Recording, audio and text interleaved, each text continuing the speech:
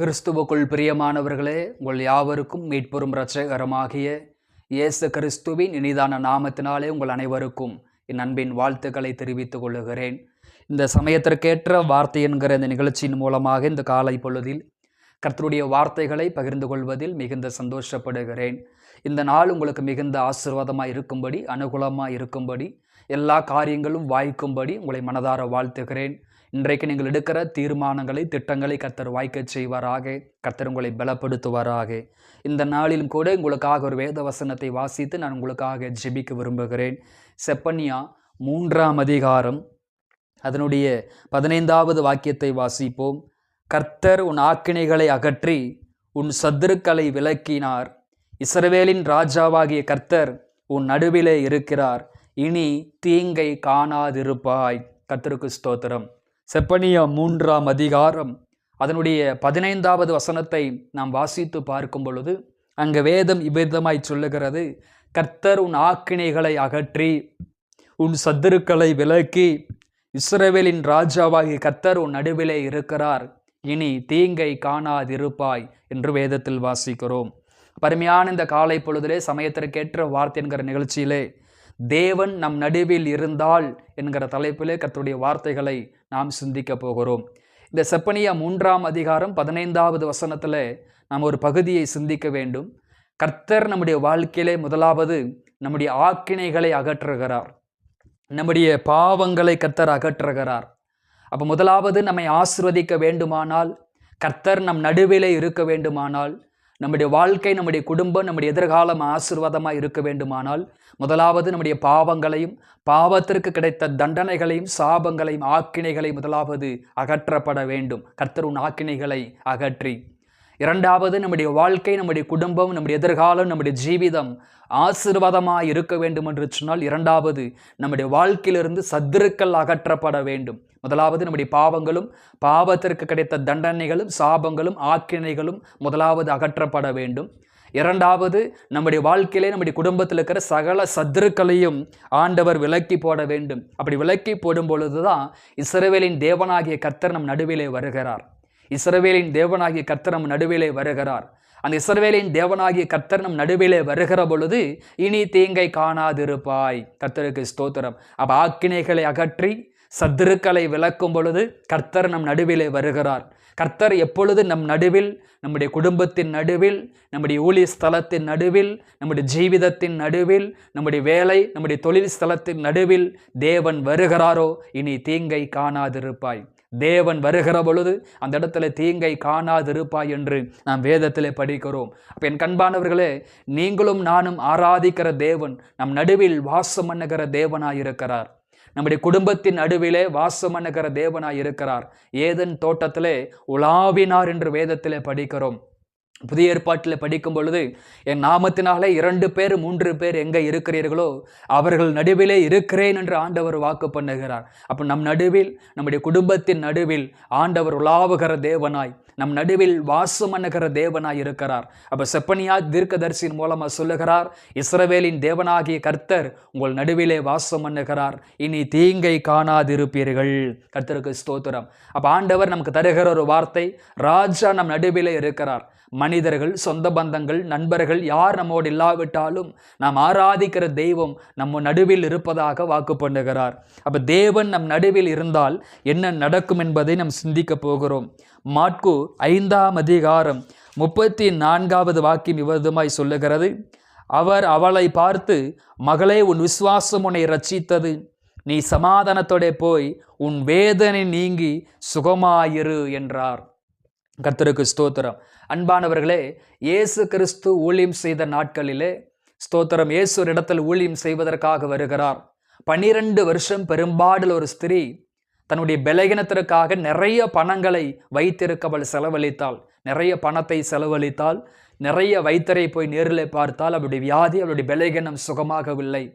இயேசு இந்த கிராமத்திற்கு வந்திருப்பதாக கேள்விப்பட்டு இயேசுவினிடத்தில் ஜெபிப்பதற்காக 12 வருஷம் பெரும்பாடுள்ள ஒரு ஸ்திரீ அங்கு ஜெபிப்பதற்காக போகிறாள். ஸ்தோத்திரம். திரளான ஜனக்கூட்டம், இவளால் இயேசுவை பார்க்க முடியவில்லை. இயேசுவினிடத்தில் தன்னுடைய கஷ்டத்தை, தன்னுடைய பாடுகளை சொல்ல முடியவில்லை. அவளுக்கு மிகுந்த வருத்தமாய் இருந்தது. அப்போது அவள் ஒரு காரியத்தை நம்பினாள். ஆண்டவர் என் நடுவிலே இருக்கிறார். இந்த திரள் கூட்டத்திற்கு மத்தியிலே, திரளான இந்த ஜனங்களுக்கு மத்தியிலே ஆண்டவர் என் நடுவிலே இருக்கிறார். எப்படியாகிலும் அவரை பார்த்து பேசி ஜெபித்து என் வியாதிகள் என் விலகினங்கள் சுகமாகிவிடும் என்று நான் நம்பினேன். ஆனால் திரள் கூட்டத்தின் மத்தியிலே என்னால் அவரை பார்த்து பேச முடியாத ஒரு சூழ்நிலை. ஆனாலும் இந்த பெண்ணுக்கு ஒரு விசுவாசம் இருந்தது. ஆண்டவர் என் நடுவிலே இருக்கிறபடியால், கர்த்தர் என் நடுவில் இருக்கிறபடியால் அவரோடு பேசினால் மாத்திரமல்ல, அவர் வஸ்திரத்தின் ஓரத்தை தொட்டாலாகிலும் நான் சுகம் பெறுவேன், விடுதலை பெறுவேன் என்று விசுவாசித்து அவர் வஸ்திரத்தின் ஓரத்தை தொட்ட பொழுது அவளுடைய உதிரல் நின்று போனது என்று வேதத்திலே வாசிக்கிறோம். அப்போது ஆண்டவர் அவளை வாழ்த்துகிறார். உன் விசுவாசம் உன்னை ரட்சித்தது, சமாதானத்தோட போய் உன் வேதனை நீங்கி சுகமாயிரு என்று வேதத்திலே வாசிக்கிறோம். உடனே அவள் சுகமாக்கப்பட்டதாக வேதத்திலே படிக்கிறோம். பாருங்கள், 12 வருஷம் பெரும் பாடு, பெரும் உபத்திரவம், பெரும் சோர்வுகள், பெரும் வேதனைகள், ஒரு நாள் 2 நாள் அல்ல, 12 வருஷம் வெளியே சொல்ல முடியாத ஒரு பெரும் துயரம், ஒரு பெரும் பாடல் ஒரு ஸ்திரீ என்ற வேதத்திலே வாசிக்கிறோம். எப்போ அவளுடைய வாழ்க்கையிலே அவள் நடுவிலே கர்த்தர் வந்தாரோ, அந்த திரள் கூட்டத்திற்கு மத்தியிலே இயேசு வந்த பொழுது, அந்த தேவன் நடுவிலே இயேசு நடுவிலே வந்த பொழுது அவள் ஒரு காரியத்தை புரிந்து கொண்டாள். 12 வருஷம் நான் நிறைய உபத்திரவப்பட்டேன், நிறைய கஷ்டப்பட்டேன், என் நடுவார் அவருடைய ஓராகிலும்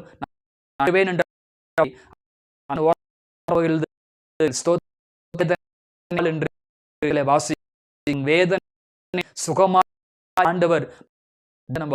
அப்ப முதலாவது தேவனில் இருந்தால் இடம், அங்க வேதனைகளுக்கு இடம் இல்லை. 12 வருஷம் அவளுடைய வாழ்க்கையில பெரும் பாடுகள், பெரும் வேதனைகள் இருந்தது. இயேசு எப்பொழுது அந்த கிராமத்தின் நடுவில் வந்தாலோ, ஜனங்களுக்கு மத்தியில் அவர் வந்தாரோ, எப்பொழுது அந்த பெண்ணின் நடுவில் அவர் வந்தாரோ, அவருடைய வஸ்திரத்தை தொட்ட பொழுதிலே உடனே அவள் வேதனை நீங்கி சுகமாயிருந்தாள் என்று வேதத்திலே வாசிக்கிறோம். அப்ப இயேசு வரும் பொழுது, இயேசு நம் நடுவிலே வருகிற பொழுது அங்கு வேதனைகளுக்கு இடமில்லை. சரீரத்தில் வேதனையோ, குடும்பத்தில் வேதனையோ, வேலை செய்கிற ஸ்தலங்களிலே வேதனையோ, மனிதர்களால் வேதனையோ, ஊழிய ஸ்தலத்தில் வேதனையோ, உங்கள் வேதனைகள் எதுவாக இருந்தாலும் இன்றைக்கு இயேசு இந்த காலை பொழுது உங்கள் மத்தியிலே வருவாரானால், இன்றைக்கு நீங்கள் ஜெபிக்கும் பொழுது இயேசு உங்கள் மத்தியிலே வெளிப்படுவாரானால், இனி உங்கள் வாழ்க்கையிலே வேதனைகளுக்கு இடமில்லை. கடனி நிமித்தம், வியாதிகளின் நிமித்தம், விலைகளின் நிமித்தம் வருகிற எந்த வேதனைகளுக்கும் இடமில்லை. காரணம், இயேசு நம் நடுவிலே இருக்கிறார். கர்த்தருக்கு ஸ்தோத்திரம். இரண்டாவதாக, தேவன் நம் நடுவில் வருகிற பொழுது நடக்கிற காரியம் மீகா 2ஆம் அதிகாரம் 13 சொல்லுகிறது, தடைகளை நீக்கி போடுகிறவர் அவர்களுக்கு முன்னாக நடந்து போகிறார். அவர்கள் தடைகளை நீக்கி வாசலால் உட்பிரவேசித்து கடந்து போவார்கள். அவர்கள் ராஜா அவர்களுக்கு முன்னாக போவார், கர்த்தர் அவர்கள் முன்னணியில் நடந்து போவார் என்று வேதத்திலே வாசிக்கிறோம். கர்த்தருக்கு ஸ்தோத்திரம். அப்ப இரண்டாவதாக, தேவன் நம் நடுவில் வருகிற பொழுது அங்கு நடக்கிற காரியம் தடைகளுக்கு இடமில்லை. தடைகளுக்கு இடமில்லை. காரணம், நம்முடைய ராஜா, நம்முடைய ஆண்டவர் தடைகளை நீக்கி போடுகிறவர், முன்னணியில் நடந்து போவார் என்று வாசிக்கிறோம். அப்போ நீங்களும் நானும் ஆராதிக்கிற தேவன் எப்படிப்பட்டவர் என்று பார்க்கும் பொழுது, அவர் முன்னே போய் கோணலானவைகள் எல்லாம் செவ்வையாக்குகிற தேவனாய் இருக்கிறார். ஒரு முறை மோசையை பார்த்து ஆண்டவர் சொல்லுகிறார், தண்ணீர் இல்லைன்னு நீ வருத்தப்படாதே, நான் உனக்கு முன்பதாக கண்மலையின் மேல் நிற்பேன்னு சொன்னார். நான் போய் உனக்காக ஸ்தோத்திர நீரூற்றை ஆயத்தம் பண்ணுவேன், நீ அங்கே வந்து கண்மலையை பார்த்து பேசு, உனக்கு தண்ணீர் கிடைக்கும் என்று ஆண்டவர் சொன்னார். என் கண்பானவர்களே, என் வாழ்க்கையில் எதெடுத்தாலும் தடையாக இருக்கிறது. இப்போ திருமண தடை, வீட்டை கட்டுவதற்கு தடை, வேலைகளுக்கு தடை, பிரயாசங்களுக்கு தடை, கடனை அடைப்பதற்கு தடை, என் வாழ்க்கையில் எதெடுத்தாலும் பலவிதமான தடைகளை சந்திக்கிறேன். எப்பொழுது என் தடைகள் மாறும் என்று அங்கலாய்ப்புகளோடு இந்த வார்த்தைகளை கேட்டுக்கொண்டு இருப்பீர்களானால், ஸ்தோத்திரம், இஸ்ரவேலின் தேவனாகிய கர்த்தர் உங்கள் நடுவிலே வருகிறார். அவர் உங்கள் நடுவிலே வருகிற பொழுது தடைகளை நீக்கி போடுகிறவர் உங்கள் மத்தியிலே வருகிற பொழுது அவர் முன்னே போய் கோணலானவைகளை செவ்வையாக்குவார், தடைகளை நீக்கி போடுவார். ஸ்தோத்திர, வெண்கல கதவுகளை உடைத்து, இருப்பு தாழ்பால்களை முறித்து, அந்தகாரத்தில் இருக்கிற பொக்கிஷங்களையும் ஒளிபீடத்தில் இருக்கிற புதல்களையும் ஆண்டவர் நிச்சயமாக தருவார். கர்த்தருக்கு ஸ்தோத்திரம். மூன்றாவதாக, ஆண்டவர் நம்முடைய வாழ்க்கையில் வருகிற பொழுது, அங்கே நம் நடுவிலே வருகிற பொழுது நடைபெறுகிற மூன்றாவது காரியம், எபிரெயர் 11ஆம் அதிகாரம் 27வது வாக்கியம் இவ்விதமாய் சொல்லுகிறது, விசுவாசத்தினாலே அவன் அதரிசனமானவரை தரிசிக்கிறது போல உறுதியாயிருந்து ராஜாவின் கோபத்துக்கு பயப்படாமல் எகிப்தை விட்டு போனான் என்று வேதத்தில் வாசிக்கிறோம். பாருங்கள், ஸ்தோத்திரம். மோசே எகிப்து நாட்டில் வாழ்ந்த காலகட்டங்களில் யாராலுமே எகிப்து நாட்டை விட்டு வெளியே போக முடியாது. பார்வோனை பார்த்து எல்லாரும் பயப்படுவார்கள், எல்லாரும் நடுங்குவார்கள். ஸ்தோத்திரம். அப்ப எல்லாருமே விடுதலை பெறுவதற்கு முன்பதாகவே மோசே பயப்படாமல், ராஜாவுக்கு பயப்படாமல், பார்வோனுக்கு பயப்படாமல் தைரியமாய் எகிப்து தேசத்தை விட்டு புறப்பட்டு போனான் என்று வேதத்திலே படிக்கிறோம். ஸ்தோத்திரம். 15 லட்சத்திற்கு மேலான ஜனங்கள் அந்த நாட்டில் அடிமை தேசத்தில் இருந்தாலும் கூட எல்லாரும் விடுதலையை கேட்பதற்கும் சுதந்திரத்தை பெறுவதற்கும் அந்த தேசத்தை விட்டு வெளியேறுவதற்கும் ராஜாவினிடத்தில் பேசுவதற்கும் பயப்பட்டாங்க. ஆனால் மோசே 40 ஆண்டுகளுக்கு முன்பதாகவே வனாந்திரத்தில் ஆடுகளை மேய்ப்பதற்கு முன்பதாகவே அந்த தேசத்தை விட்டு, அந்த ராஜாவை விட்டு, பார்வோனின் அரண்மனையை விட்டு ராஜாவுக்கு பயப்படாமல் தைரியமாய் அந்த தேசத்தை விட்டு வெளியேறினார் என்று வேதத்திலே வாசிக்கிறோம். காரணம், தேவன் நம் நடுவிலே இருப்பாரானால் அங்கே பயங்களுக்கு இடமில்லை, பயத்திற்கு அங்கே இடமில்லை. மோசே பயப்படவில்லை, பார்வோனுக்கு பயப்படவில்லை, சூழ்நிலைகளுக்கு பயப்படவில்லை, அடிமை தேசத்திற்கு பயப்படவில்லை, நெருக்கடிகளுக்கு பயப்படவில்லை. எவன் ஒருவன் பயப்படாமல் புறப்படுகிறானோ அவனே அநேகரை புறப்பட பண்ணுவான். பயப்படாமல் வெளியேறின ஒரு மனிதன் தான் அநேகரால் வெளியேற்ற முடியும், அநேகரை வெளியேற்ற முடியும். ஒரு காலத்திலே பயப்படாமல் மோசே வெளியேறினபடியால் தான் பிற்காலங்களிலே ஸ்தோத்திரம் இஸ்ரவேல் மக்கள் அனைவரையும் அந்த எகிப்து தேசத்தை விட்டு வெளியேறுவதற்கு ஆண்டவர் அவரை பயன்படுத்தியதாக வேதத்தில் வாசிக்கிறோம். அவர் தேவன் நம் நடுவிலே வருகிற பொழுது நமக்கு பயத்திற்கு அங்கே இடமில்லை என்று நம் வேதத்திலே வாசிக்கிறோம். என் கண்பானவர்களே, நமது ஆக்கினைகளை அகற்றி சத்துருக்களை விலக்கி தேவன் நம் நடுவிலே வாசம் என விரும்புகிறார். அப்போது நீங்கள் தீங்கை காணாது இருப்பீர்கள். தேவன் உங்கள் நடுவிலே, உங்கள் குடும்பத்தின் நடுவிலே வருகிற பொழுது நிச்சயமா உங்களுக்கு வேதனைகளுக்கு நீ இடமில்லை. இரண்டாவது, உங்கள் வாழ்க்கையிலே தடைகளுக்கு நீ இடமில்லை. மூன்றாவது, உங்கள் வாழ்க்கையிலே எந்த காரியத்திற்கு நீங்கள் பயப்பட வேண்டிய அவசியம் இல்லை, பயத்திற்கு நீ இடமில்லை. காரணம், இஸ்ரவேலின் தேவனாகிய கர்த்தர் உங்கள் நடுவில் இருக்கிறார். உங்கள் பயத்தை நீக்கி போடுவாராக, தடைகளை கர்த்தர் நீக்கி போடுவாராக, ஸ்தோத்திரம் வேதனைகளையும் கர்த்தர் நீக்கி போடுவாராக. இந்த நாள், இந்த வாரம், இந்த மாதம் உங்களுக்கு மிகுந்த ஆசீர்வாதமாக இருக்கும்படி மனதார வாழ்த்தி ஜெபிக்கிறேன். ஜெபிப்போம். எங்களை அளவுக்கு அதிகமாய் நேசிக்கிற எங்கள் அன்பின் பரலோக பிதாவே, ஆசீர்வாதமான இந்த காலை பொழுதற்காக உமக்கு நன்றி அப்பா. ஆண்டவரே, தேவன் எங்கள் நடுவிலே நீர் வாசம் பண்ணுகிறீர், எங்கள் மத்தியிலே நீர் வாசம் பண்ணுகிறபடியால் அங்கே வேதனைகளுக்கு இடமில்லை அப்பா. 12 வருஷம் பெரும்பாலும் ஒரு ஸ்திரீ அப்போ அந்த கூட்டத்திற்கு வந்திருந்தாங்க. அந்த கூட்டத்தின் நடுவிலே வஸ்திரத்தின் ஓரத்தை தொட்ட பொழுது அவள் வேதனை நீங்கியது என்று வேதத்தில் வாசிக்கிறோம்.